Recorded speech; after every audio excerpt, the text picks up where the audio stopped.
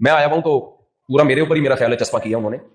ان کا کہنا یہ تھا کہ جب یہ جاپانی لوگ اتنے کامیاب لوگ ہیں, اتنے پڑھے لکھے, ایجوکیٹڈ, اتنی تمیز والی زندگی ان کو گزر رہی ہے, تو کیا ضرورت ہے ایک پسماندہ ملکوں سے غربت مہنگائی کے ڈسے ہوئے لوگ آ کے ان کو تبلیغ کر رہے ہیں کس کی, اسلام کی, اور بزبان حال کہہ رہے ہیں خود تو ڈوبے ہیں صنم تم کو بھی لے ڈوبیں گے, خود بھی مرے ہوئے ان کو بھی آگے مروائیں, برباد کر دیں گے ان کو جینے دو بھائی, خدا کے لیے ان کو لائف کو انجوائے کرنے دو, یہ بڑا ترقی یافتہ ملک ہے, ان کو ان دقیانوسی باتوں کی ضرورت نہیں ہے.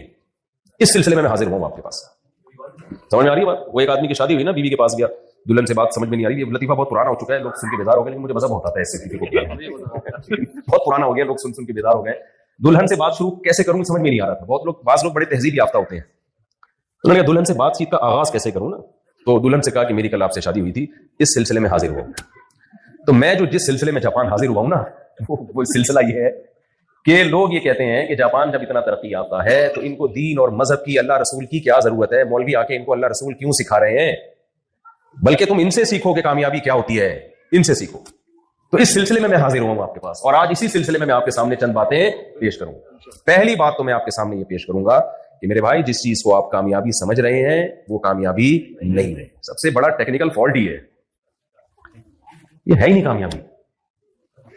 یہ سفر کو تھوڑا سا یوں سمجھے کہ اچھا بنا دیا, خوشگوار سفر ہے, جاپان کا سفر خوشگوار ہے. پاکستان میں جو ہم زندگی ایک مسافر خانہ ہے, ایک سفر ہے, وہ ذرا ٹینشن میں ہم سفر کرتے ہیں, ہر وقت منزل پہ پہنچنے کا خطرہ ہوتا ہے کہ جلدی پہنچ جائیں گے ہم, ٹھیک ہے, یہ خطرہ میں ہر وقت وہاں ہوتا ہے. یہاں تھوڑا 80-85 سال لگ جاتے ہیں منزل تک پہنچنے میں, وہاں جلدی ہو جاتا ہے منزل.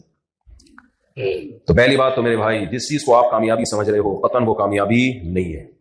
یہ بات اللہ نے آدم علیہ السلام سے لے کے محمد صلی اللہ علیہ وسلم تک پیغمبروں کو, اور پیغمبروں کے بعد قرآن اور سنت کے ذریعے علماء قیامت تک آنے والے انسانوں کو اور نیک لوگ یہ بات بتاتے رہیں گے. دیکھو کامیابی کی ڈیفینیشن کیا ہے, کامیاب اسے کہتے ہیں جو منزل تک پہنچ جائے, جو منزل تک نہ پہنچ سکے وہ کامیاب نہیں. آپ کو جاپان بھیجا گیا پیسہ کمانے کے لیے, یہاں آپ کی منزل ہے پیسہ کمانا. آپ اگر پیسہ نہیں کمایا تو آپ کامیاب کہلاؤ گے کہ ناکام کہلاؤ گے؟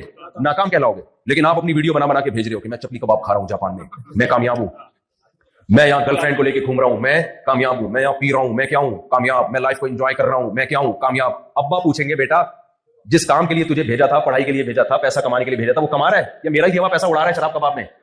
آپ کہیں گے ابا کیا باتیں کر رہے ہو, کامیابی اسے کہتے ہیں لائف میں خوشیاں ہوں.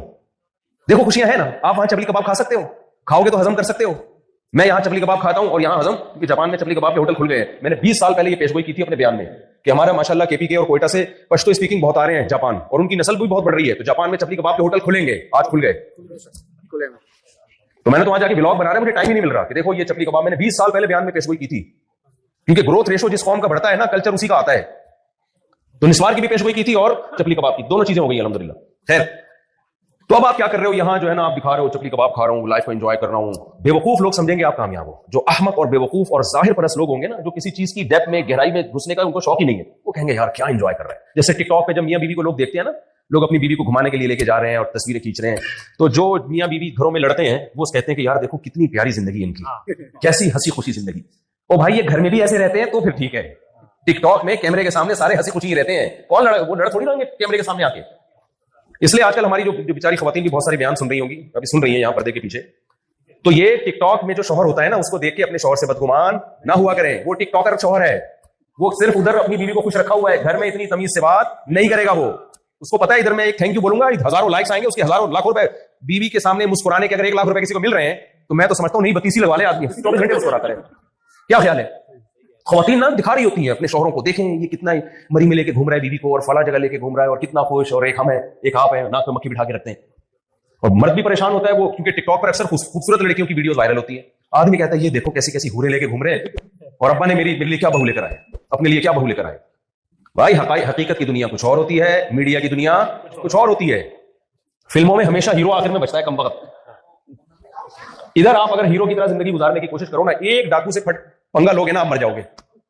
ہیرو پوری فلم میں پتہ نہیں کتنے ڈاکوؤں کو مار کے ملکوں کے ملک فتح کر کے مرتا بھی ہے, تو بالکل لاسٹ میں مرتا ہے. تو فلموں کی دنیا, میڈیا کی دنیا اور ہے, اور حقیقت کی دنیا اور ہے.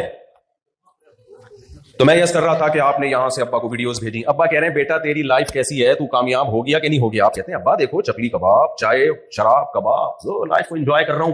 ابا کہے گا یہ کامیاب ہوں میں, لوگ بھی سمجھیں گے کیا ہوں میں کامیاب. لیکن عقل مند کہے گا بھائی تو باپ کے پیسے پہ اتنا کما رہا ہے, اتنا کھا رہا ہے, तुझे तो तेरा बाप छोड़ेगा नहीं। जिस काम के लिए तुझे भेजा था वो काम भी तूने किया कि नहीं किया?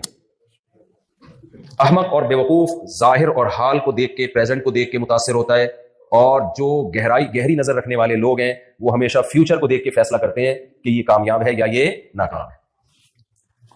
समझते हो कि नहीं समझते हो? तो मेरे भाई, फ्यूचर किसका कामयाब है? पहली बात, जिस बेचारे को अपने पैदा होने का मकसद ही ना पता हो उसको मंजिल कभी भी पता नहीं हो सकती, और जिसको मंजिल ना पता हो क्या वो मंजिल तक पहुंचने की कोशिश करेगा? और जो मंजिल तक पहुंचने की कोशिश ही नहीं करेगा क्या वो मंजिल तक पहुंचेगा? और जो मंजिल तक पहुंच ही ना सकता हो क्या वो कामयाब हो सकता है? तो हम शुरू से शुरू करते हैं कि हमारी मंजिल क्या है, हम क्यों पैदा हुए। आप दुनिया में जितनी कामयाब कौमें समझी जाती हैं ना, जितनी कामयाब कौमें या कामयाब लोग समझे जाते हैं, आप उनसे पूछो कि आप दुनिया में क्यों आए, उनके पास इस सवाल का जवाब बोलो नहीं होगा। क्यों नहीं है? आप कहें यार इनके पास तो हर सवाल का जवाब है।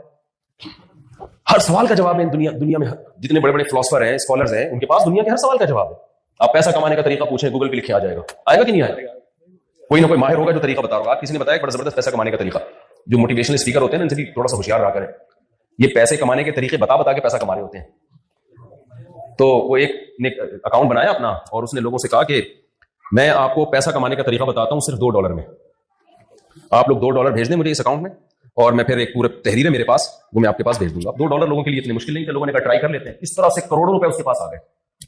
तो उसने एक बयान दिया, उसने कहा ये है पैसा कमाने का तरीका। शॉर्ट में करोड़ों रुपए ऐसे ही कमाए जा सकते हैं। तो सोशल मीडिया की दुनिया पे ना आजकल ये बहुत हो रहा है। तो दुनिया में हर चीज बता रहे हैं, हमें माहिरीन बता रहे हैं। जापान के माहिरीन तो और बहुत कुछ बता देते हैं जो हम तसव्वुर नहीं कर सकते। क्या कुछ नहीं बना लिया इन्होंने। भाई ये जो सवाल है ना कि हम क्यों बने, ये इंसान इसका जवाब नहीं दे सकता। ये सवाल इंसानों से पूछा नहीं जाएगा। ये इसका जवाब वो देगा जिसने हमें बनाया है, और बनाने वाले को लोग लिफ्ट कराने के लिए तैयार नहीं है। वो पूछने के लिए तैयार नहीं है कि किसने बनाया, क्यों दुनिया में आए, क्या मकसद है हमारा, और हमारा अंजाम क्या होगा, हमें भेजा क्यों किया। इन सवालों पे इंसानियत गौर करने के लिए तैयार नहीं है। पैदा हो रहे हैं, खा पी के तरक्की करके मर के खत्म हो रहे हैं। इसी में तो जिंदगी गुजर रही है। इसलिए अल्लाह ताला ने 1 लाख से ज्यादा पैगंबरों को भेजा और उन पर आसमानी किताबें नाजिल की। उन किताबों के बरहक होने के दलाइल के अंबार लगा दिए।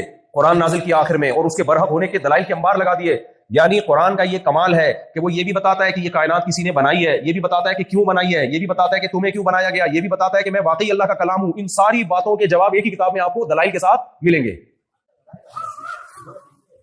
तो जिस